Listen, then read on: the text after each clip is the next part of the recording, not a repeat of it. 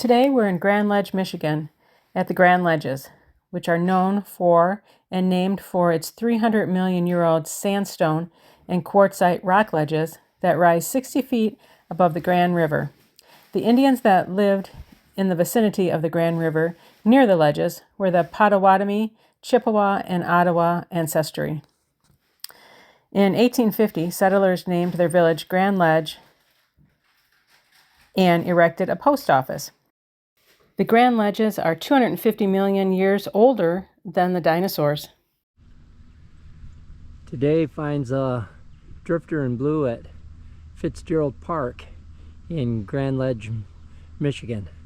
And now it's time for History with Blue. So we are at a registered historic site, and it says Fitzgerald Park. Migrant Indian tribes led by the famous chief Okamus called this area Big Rocks. They came here in early spring to tap the sugar maples. Later, the beauty of the ledges and woods attracted the Grand Ledge Spiritualist Camp Association, which in 1894 established a summer campground and erected the large pavilion which still stands. Thousands of spiritualists came here for summer encampments until the turn of the century. In 1919, the city of Grand Ledge bought the property and named it Riverside Park. The pavilion was used for dances, roller skating, and basketball. During World War II, it housed a factory. This park's name commemorates Grand Ledge native Governor Frank D. Fitzgerald, who died in office in 1939. The pavilion was refurbished as a summer theater by the Grand Ledge Improvement Association in 1955. Here is the pavilion that Blue was just reading about.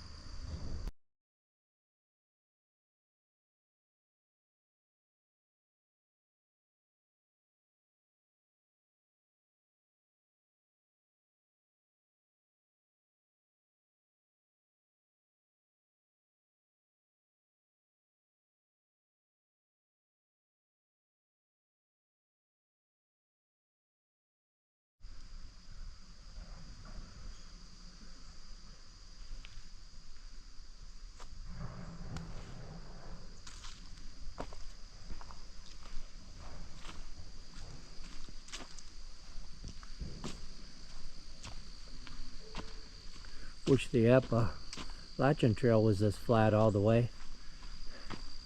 It would have been super.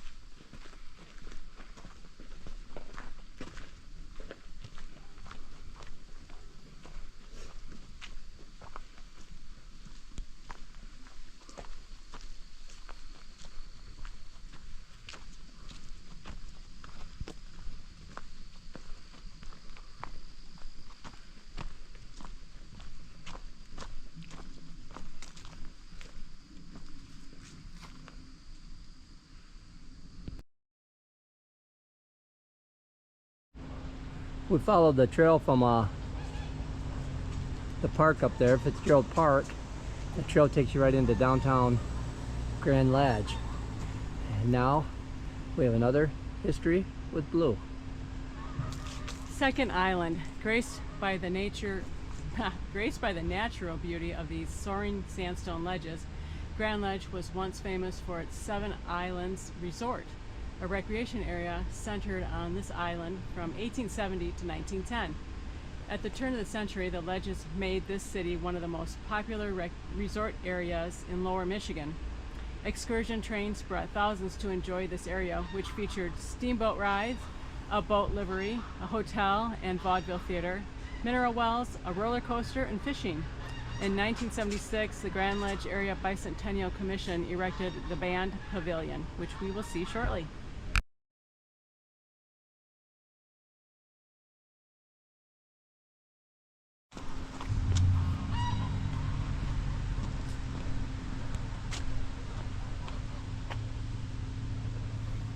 I was like that.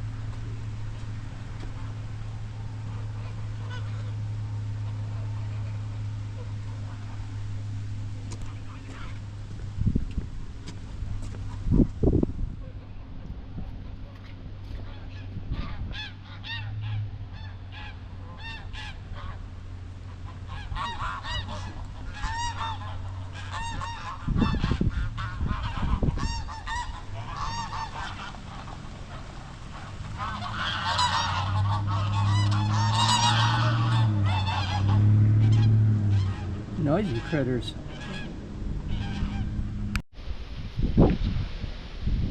Here is a video of the pavilion that Blue talked about in the previous video.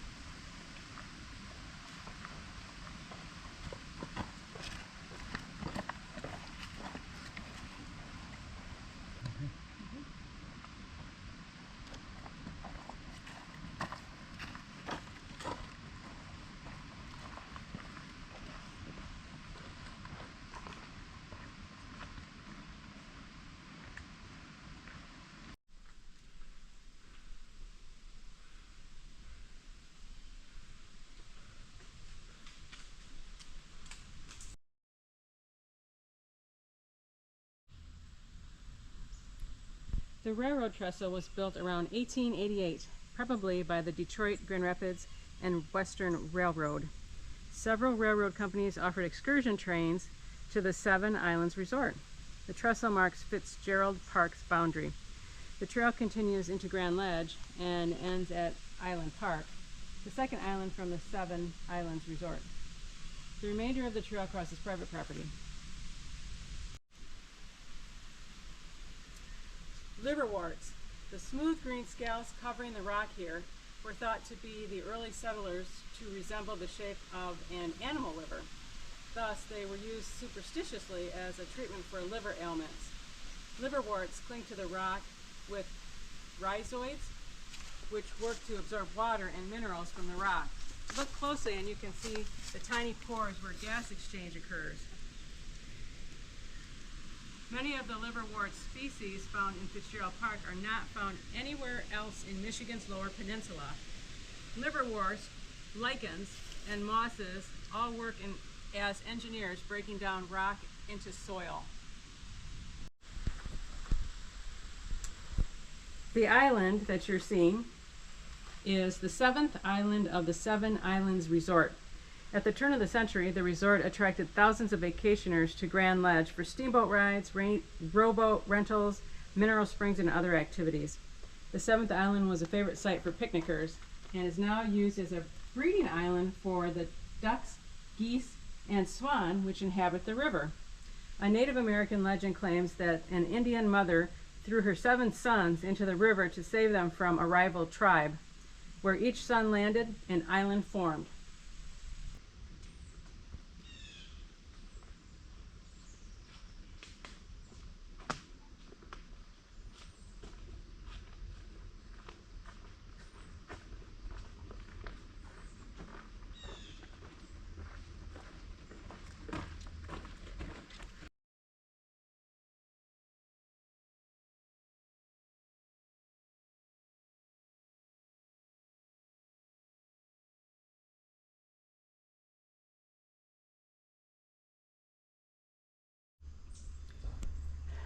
The ledges are now a peaceful place, but their past was more colorful. Native American tribes, led by Chief Okamus, migrated through this area each year for game and tapping trees for maple syrup. To the Indians, the Grand Ledge area was known as Big Rocks. The ledges attracted more than just Indians. At one time, the area was riddled with caves, which were known as Robbers' Caves or Counterfeiters' Cave. Legend has it the caves were used to stable stolen horses while they awaited sale. Another story claims that the caves were used to harbor fugitive slaves en route to Canada.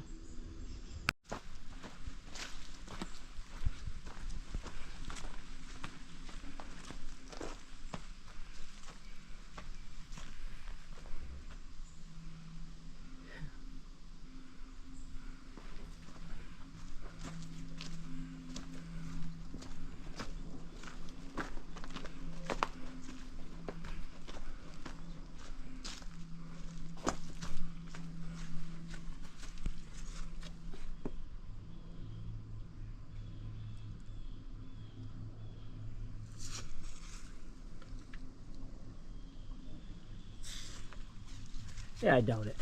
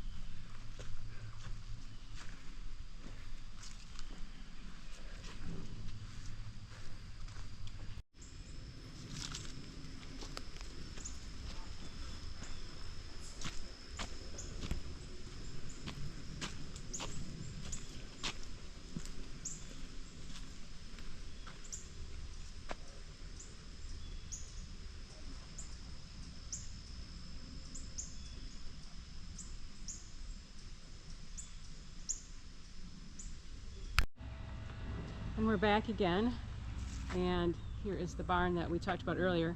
The Grand Ledge Spiritualist Association built the Big Red Barn in the late 1800s as a meeting place for seances. It also has been used as a factory, roller rink, basketball court, and theater.